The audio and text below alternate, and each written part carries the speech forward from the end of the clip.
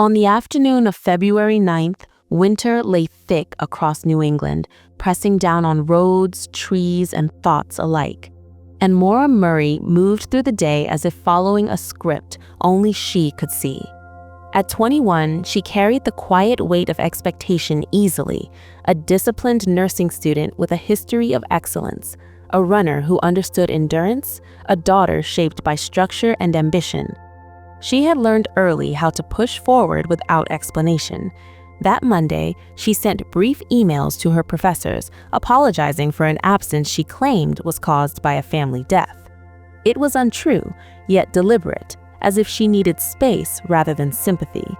Not long after, she stopped at an ATM, withdrew $280, bought alcohol, and began driving north, leaving Massachusetts behind and heading toward the snow-heavy stillness of New Hampshire's White Mountains. No one knew where she was going, and no one was meant to follow. The road narrowed as daylight faded, trees closing in like witnesses that did not speak. At 7:27 p.m., her black Saturn rested awkwardly against a snowbank on Route 112 in Haverhill, the damage minor, the engine silent. A local bus driver stopped, concerned, and spoke with her briefly. She appeared shaken but unharmed, declined help, and asked that police not be called.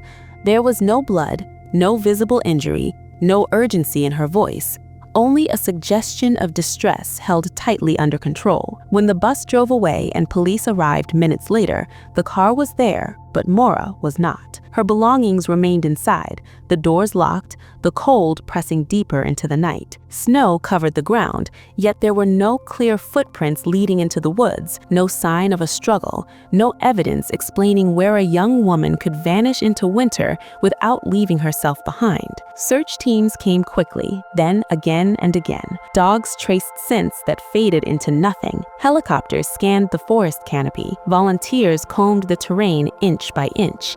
Yet the woods returned only silence. Investigators examined every possibility, knowing that the lack of evidence was itself a clue. Had she wandered into the trees and succumbed to the cold? Had she been picked up by a passing car in the moments between the bus driver's departure and police arrival? Had she planned to disappear?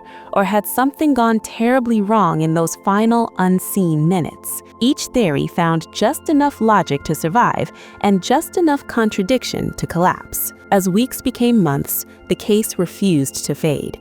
It hardened instead, attracting attention far beyond New Hampshire. Online forums bloomed with speculation. Maps were redrawn. Timelines were dissected.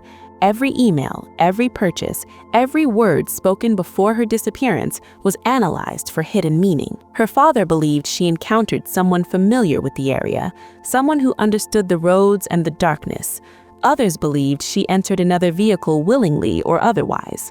Authorities followed lead after lead, digging into basements, testing bone fragments, re-examining evidence with advancing technology. Yet the result was always the same: no trace, no confirmation, no ending. Years passed, and Maura's absence became a presence of its own. Billboards carried her face across highways.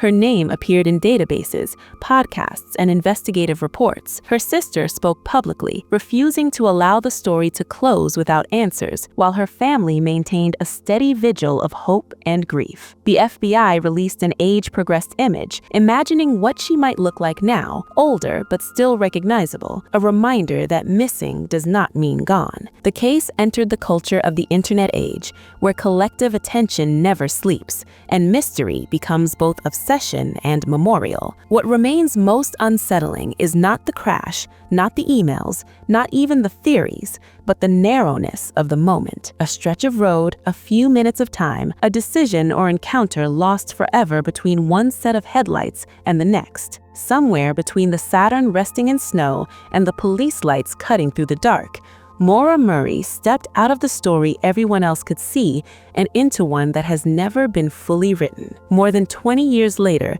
the question still lingers in the cold air of Route 112. Did she leave on her own, or was she taken from the road by fate, chance, or human intent? Until that moment is reclaimed, her disappearance remains not just a case, but a reminder of how quickly certainty can dissolve into silence.